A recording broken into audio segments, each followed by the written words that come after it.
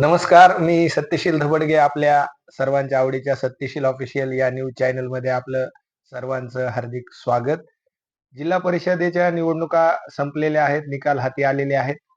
परभणी जिल्ह्याचा जर विचार केला तर जिल्ह्यामध्ये भारतीय जनता पार्टी हा सगळ्यात मोठा पक्ष ठरलेला आहे आणि एकूण 24 जागा त्यांनी या ठिकाणी जिंकलेल्या आहेत. दुसऱ्या क्रमांकावर राष्ट्रवादी काँग्रेस पक्षाच्या 15 जागा जिंकत हा दुसऱ्या क्रमांकावर राहिलेला आहे.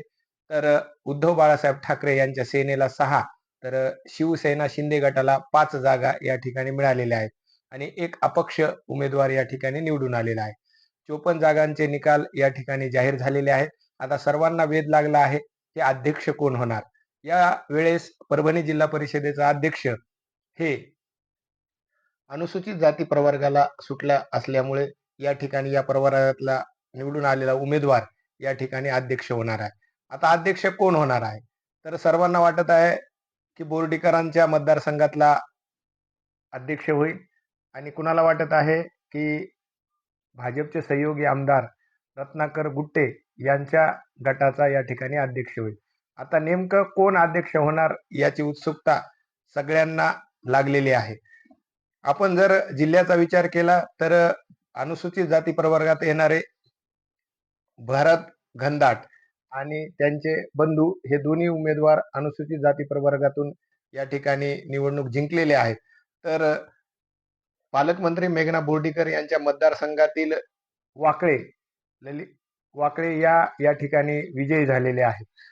तर आता अध्यक्षपद नेमकं कुणाला मिळणार यावर चर्चा सुरू झालेली आहे. आपण पाहिलं असेल जिल्हा परिषदेचे अर्ज दाखल करण्याच्या शेवटच्या दिवशी भारतीय जनता पक्षाच्या वरिष्ठ म्हणजे हायकमांडने यामध्ये लक्ष घालत गुट्टेंशी संपर्क करत गुट्टेचे उमेदवार हे भारतीय जनता पक्षाच्या तिकिटावर निवडणूक लढवणार असल्याचे समोर आले. पण तत्पूर्वी गुट्टेंनी जे रत्नाकर गुट्टे आहेत आमदार, त्यांनी यशवंत सेनेच्या माध्यमातून नगरपालिका निवडणूक लढवली होती आणि ते याच यशवंत सेनेच्या माध्यमातून या दोन्ही नगरपालिका जिल्हा परिषद निवडणूक या ठिकाणी लढवतील अशी सगळ्यांना शक्यता होती.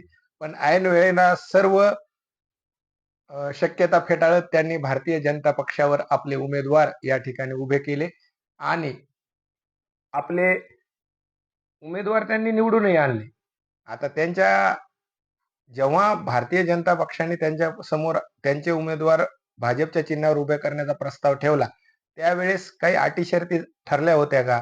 काही त्या ठिकाणी पडद्यामागे काही वचन शब्द देण्यात आले होते का?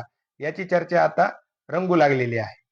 आता नेमकं अध्यक्षपद कुणाला मिळणार यावरच सर्व जिल्ह्याचं या ठिकाणी लक्ष लागलेले आहे. थोड्याच दिवसात हे चित्र स्पष्ट होणार आहे. मेघना बोर्डीकर या सहजासहजी आपल्या हातातून म्हणजेच आपल्या गटाचाच या ठिकाणी झेडपी अध्यक्ष करण्यासाठी प्रयत्नशील असतील.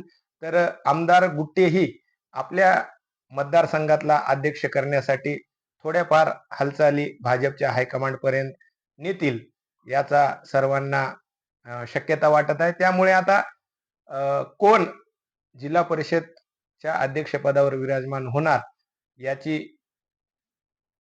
उत्सुकता सर्वांनाच लागलेली आहे. तर मी सत्यशील धबडगे, सत्यशील अपीलसाठी मानवत.